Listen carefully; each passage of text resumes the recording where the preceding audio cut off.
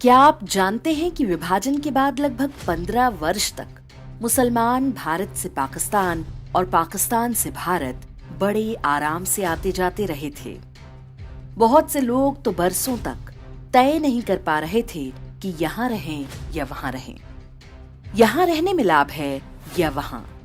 जिसको जहां अच्छा सौदा मिला वो वहां बस गया। मतलब यह कि विभाजन मुसलमानों के लिए दोनों हाथ में लड्डू के जैसा था। यूनानी दवाएं बनाने वाली हमदर्द भी आधी हिंदुस्तान में रह गई, आधी पाकिस्तान चली गई। हमदर्द वहां भी रूह अफ़ज़ा पिला रही है और भारत में भी। वहां भी धंधा चल रहा है और यहाँ भी। मुसलमानों के ढेरों व्यापारियों ने यही काम किया। परिवार के कुछ सदस्य पाकिस्तान चले गए और कुछ भारत में रहे। शायर साहिर लुधियानवी वामपंथी विचारों वाले थे। पाकिस्तान सरकार के विरुद्ध कविता लिखने पर वारंट निकल गया तो भेष बदलकर भारत भाग आए।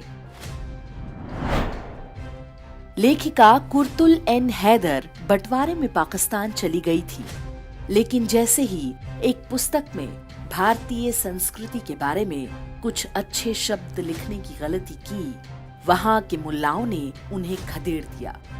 वर्ष 1959 में वो भी भागकर भारत आ गईं।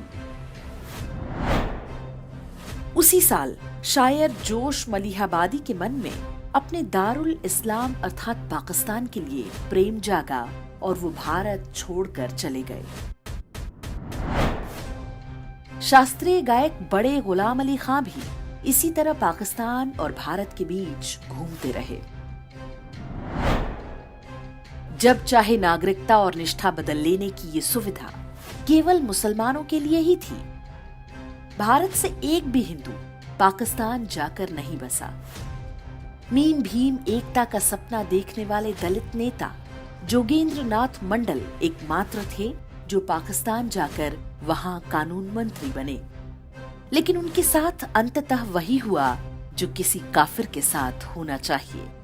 पाकिस्तान से खदेड़ दिए गए और बाद में भारत में कहीं अनाम जीवन व्यतीत करते हुए मर गए।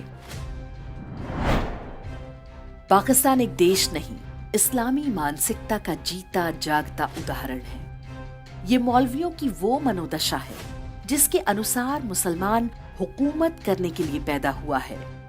वो जहां भी रहेगा या तो हुकूमत करेगा या हुकूमत पर कब्जा करने के लिए संघर्षरत रहेगा। ये कोई मानवीय नस्ल नहीं बल्कि मानसिक रोग है। विश्व के किसी भी कोने में रहने वाला कोई व्यक्ति मजहब बदलकर ईमान वाला बन सकता है और इसके साथ ही उसकी मानसिकता और व्यक्तित्व पूरी तरह बदल जाता है।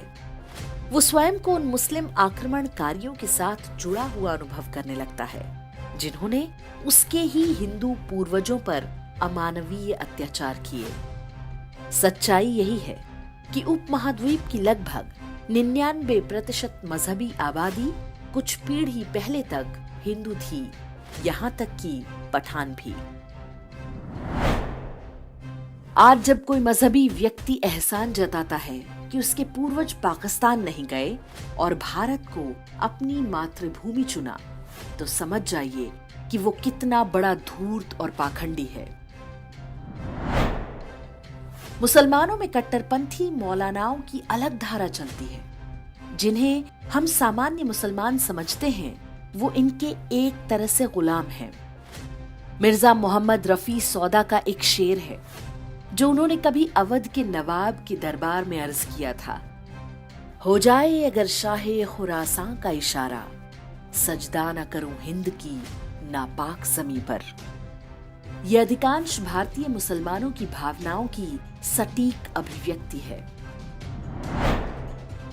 और एक हम हिंदू हैं जो सोचते हैं कि स्कॉलरशिप बांटने से उनको भारत के प्रति निष्ठावान बनाया जा सकता है।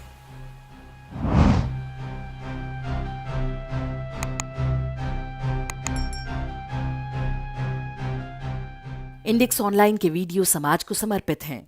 आप इनको डाउनलोड करके जैसे चाहे वैसे प्रयोग कर सकते हैं। चाहे तो आप हमारे टेलीग्राम चैनल से जुड़ सकते हैं।